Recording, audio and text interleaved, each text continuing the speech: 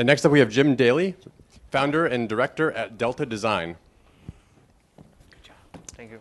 Sorry, we're not using proprietary products. We're using SDKs, but we're actually kind of finding ourselves successful, or where we're finding ourselves successful is in working within a niche for supporting the advertising industry. And I originally started my business having been in advertising for about 10 years. I was in account service, and my first experience with AR about 5 years ago made me think, holy cow, this is really, really powerful stuff. Very impactful, very engaging, but very basic. And this is going to change the way that people interact with brands and the way that brands interact with people. And I kind of wanted to be a part of that. So I started Digital Delta Design, and that journey kind of brought me right back to the agency. A lot of companies are using agencies, have historically, because agencies solved problems. They were very good at what they did. They were very quick studies. Sometimes they would tell you that they knew more about your product than you did. We knew that that was a bad thing. But they do all of these things. They listen to clients. They connect them with their end core customer. They develop and forge relationships with brands and customers and vice versa. And they also do this great thing, which is get us to try things. And hopefully, if that marketing and that messaging is done correctly, they'll get us to actually make that purchase. So we've heard a lot of people in the last session in retail talk about conversion, and conversion is very important. We don't want to just show people a bunch of warm, fuzzy, fluffy stuff. We want them to buy it, damn it. So how can we create this content so that they will want to actually make that purchase? That's why we go to agencies. But there are challenges that these agencies have created for us historically over time, and they mostly deal with the fact that it's all the content that's going out there. And as you see the statistics come up, you'll see that this is stuff that you're pretty familiar with. You see over 3,000 messages per day. You might be able to actually recall about 52, but you really only remember maybe 4, and that's a really terrible return on that investment. 0.13% is unacceptable. So I forget which presentation in the previous session said that there's this clutter that we have to break through, but I think it's really paramount. If we can figure out what that mix is, then we could all be very successful. But this is really kind of the focus of what I feel like I would like to share with all of you today, and that's how we actually show how we can support creative agencies in the creation and the development of augmented reality solutions and support them in the implementation of that information. And basically, we do this by demonstrating and delivering client value through enhanced and enriched personal experiences. We all know that AR has all of these great capabilities, but it's how we do this. It's how we use those capabilities and really employ them to the greater good. So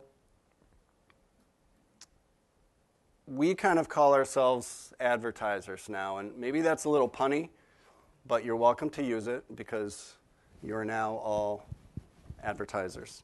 So very basically what we do is we create and deliver wow experiences, but what we're also trying to do in the same instance is undo the focus on the wow. What we're really trying to do is get focus on the why and the rationale. And the objective for the implementation of augmented reality shouldn't be just because we want something cool. That's not going to force conversion, and that's not going to help our bottom line. So we help agencies through the process of understanding AR technology. We spend copious amounts of time explaining it. We educate them. We help them find and see the benefit, and then we help them apply it correctly in order to glean the best end result. A great user experience, conversion rates, better ROI, happy clients, happy agencies, return and repeat business. For most agencies, the biggest challenge is the trial to conversion process. They are charged with creating content that their end client has deemed as the most important. We have this you've seen a lot of examples with furniture. We have this furniture piece. We want people to recognize that this is something that we can now experience in home. But if that user experience isn't seamless, we're going to lose them. And that was a great question previously about how we can actually support that mechanism. We create content that lets them support engagement to conversion. The best way to support this is actually by embracing mobile. And I just put up there that the power is in their hands. It's a very basic statement, but it's very true. When you look at the fact that mobile development is rapidly increasing, we're talking about having integrated and embedded AR chips in devices, longer battery life. The chip doesn't drain on the battery, it drains on its own support. So we're going to have all of these capabilities built right into our devices. The focus won't be so much on how to get them to use our stuff. It's going to be how to just get them to keep looking at our stuff and buying our stuff. But devices are no longer accessories either, they're necessities. And you can see this when you go to restaurants. And we used to put devices in our pockets when we ate a meal, and now they're sitting right next to the napkin and the salad fork. So this is kind of an example of just how big this is getting. The global population right now is 7.2 billion people, and we are just under 4.6 billion unique mobile devices in action today. That means single owner, active contract, or active connection. That represents about 64% of the planet's population. Now that's global. It doesn't mean that those are the numbers I'm experiencing in Buffalo, New York, or where you happen to be, but I think what you're looking at is that this is going to continue to grow. But what I think is more important is that if you look at the three capabilities that we really need, okay? There's 5.6 billion smartphones in use right now that are actually camera phones. There's 3.8 billion mobile users that have a propensity to share. They're active users of MMS technology. They're active on social networks. And there's 3.5 billion mobile devices that are connected to the mobile web. So right now, just under 63% of camera phones in use today are connected to the mobile web. To me, that's pretty solid because that creates, for all of us, a really great opportunity. If you look at the trinity as what I referred to on the previous slide, we need three devices to really kind of rock and roll with augmented reality content. We need a device that has a lens, a camera. We need a mobile connection, in many cases, unless you bake all of the content into a localized app. But really more importantly, the cool, the engaging, the fun part, the thing that makes it go viral is that you need an audience that has a propensity to share. And those three things are going to make us really, really great creators of great content. We know many of the strengths of augmented reality. It provides context, it solidifies ideas, it's engaging, it's quantitative, which is fabulous. I can't tell you how many times I'm in a conversation with a client that says, anything that we create for you has data behind it. So we're not just creating a one-time, one-use thing. We're helping you tell a story and then retell it the next time you go through. My favorite aspect of AR, though, supports our business. It's not, in most cases, in many cases, supported in-house. You heard earlier that they don't have the support capability for 3D modeling. They also don't have AR developers. And I'm meeting a lot of agencies that actually don't even have web design staff anymore. They're farming all of it out because people have websites and not enough people want to do AR. It doesn't make sense for them to keep it in-house. Matt Trudeau, the CEO of Hidden Creative in the UK, shared a quote with me a while ago, and I really think that this is very basic, but it's very powerful the more you look at it. And it's stuff that we've known all along. The more that you spend time with something, the more experience you have with something, the more engaging it is, and the more impactful it is. And that's nothing monumental and it's nothing novel. It's not new, but it's very, very intuitive and astute. And this was proven when they redid the Pepsi challenge from years ago. But in this case, they were actually looking at a children's toy, and they did a couple focus group tests. So they had two populations of people in the groups.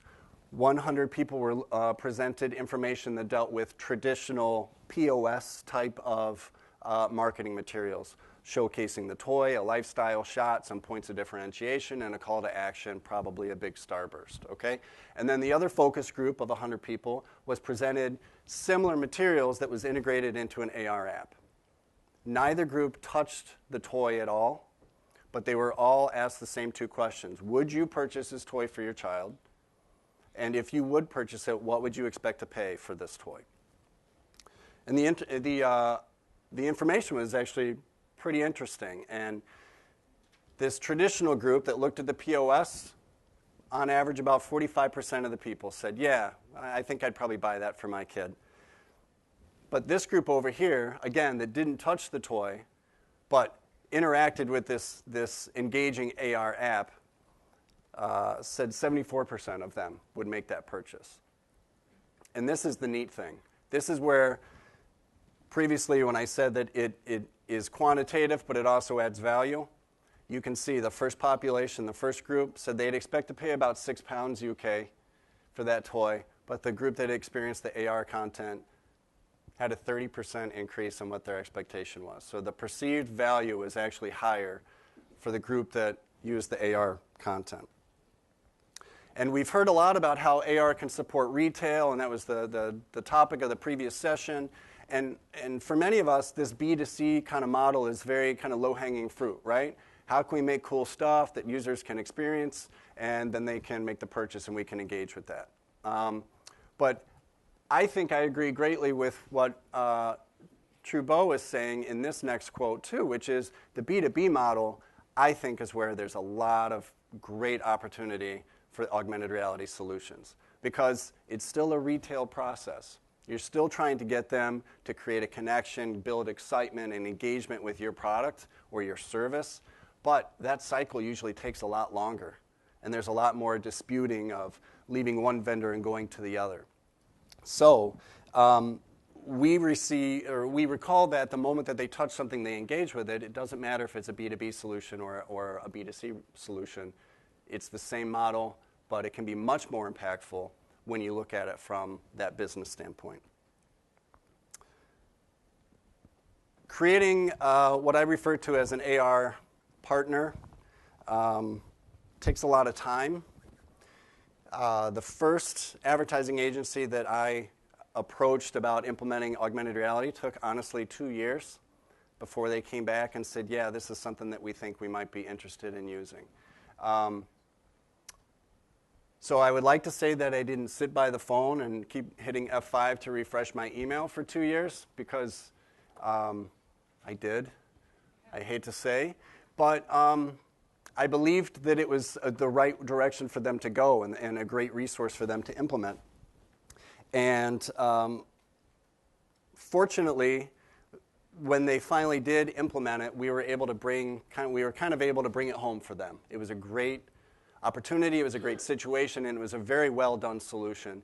And it actually kind of produced this kind of support from that one agency. And this is an agency in Buffalo, New York, where we're home based.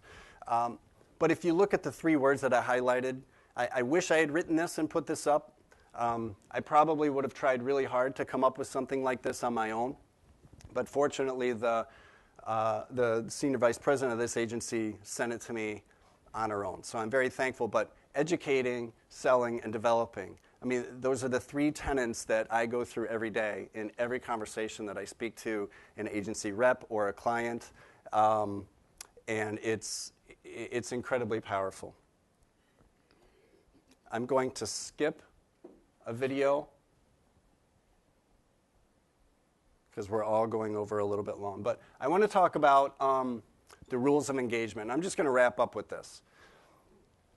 You're an advertiser. There's a very fine line between education and alienation. And we are early adopters. We have a technology acumen. We like to learn about these things and engage with these resources. But our clients don't. They don't understand it. We make magic. We're wizards. We're sorcerers. We're weird people. They need to understand it, but we can't separate them from the good, okay? We've also got to make AR part of the design process. When we do that, the end experience is seamless. The user experience is seamless, and it's very well done. I would also suggest using the right solution for the job, and this might mean not using technology just for the sake of technology. We've all had people come to us that say, oh, I want to do this thing that's really cool, it's really solid, but you know, you don't need to create a $2,000 animated 3D model of a monster to walk across the back of your business card, unless maybe you're actually selling monsters. But nobody's really selling monsters. So why would we want to do that? It doesn't make sense. And finally, if we work together, we all win, right? Let's leverage the assets and the experience that other vendors have and other software programs have. Because if in the end we can actually produce and provide the best solution for our clients, then we win, right? Most importantly, and the focus of what I want to talk about was if we start with a solid why, the rationale, we'll get to the wow natively, organically. It'll just happen. And then I had to do this for Ori, but then it would be truly awesome. So thank you very much.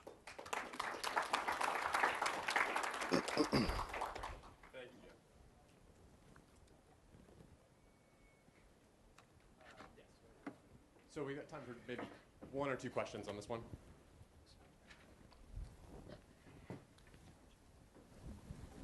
Thank you. I would like to know, when you go to your clients, do you also share with them some narrative principle so that it's not just a magic tour? Because a magic tour, you show it once, it's great. The second time, it's okay. And the third time, there is no interest. So how you can really bring them to create really stories and how to tell the stories, because it's a kind of new media. I think that's definitely an imperative. We're trying to help them create that story depending on what the product or the solution is. And I would say if there is a ratio of how much time is spent in preparing them and educating them and showing them visual, tangible concepts, it's probably 8 or 9 to 1. So there's much more time in showing this is what we did for this company, and this is what we did for this client, and this is where it was implemented, and these were the results. They all need to know the full story themselves before they can really actually make that application to their own products and services. It's a lot of work, but I think the end result is really very powerful because then they feel like this is a custom solution for them. Thank you. One more right here. So hot. You've obviously done a lot of work with the agencies. How often are you able to actually get them to do a test case, like a simple trial of something, versus it on a big scale to kind of put their toe in the water? I would love to say that is part of the model, but there are some parts of the agency model that don't change. They have clients that have a deadline that they want to get something into the public's hands immediately. That usually means that there's some time spent on concepting. Then there's some time spent on seeing if AR is a solution. And then it's a challenge over estimates and timetables and all of that. And you spend 3 weeks on the estimate and approving the costs. And then you end up with a week and a half to create the solution. So agencies don't make money doing demos. They make money closing jobs. And I would love for that to be a model that we could implement. I just don't know. I'd have to have a really solid partner that really knew us and trusted us in order to take that time and investment. One last question. Have you seen the majority of your penetration with your clients in your local geography, like the New York area, or are you guys branching out more throughout the U.S.? That's a great question. I love Buffalo, New York. It's fabulous, but it's on the wrong end of the state to be doing what I'm doing. So it's very slow for us in the market. And the agency that I spoke to initially was in Buffalo, and they took 2 years, to do anything. We're doing most of our work now with agencies outside of New York. And in fact, one of our agency clients is here that's housed in Seattle, Washington. So it varies, and sometimes things pop up locally, and sometimes they pop up regionally. So we'll work with anybody, and we can work with anybody. It's just it's an interesting recipe. Thank you. Thank you very much, Jim.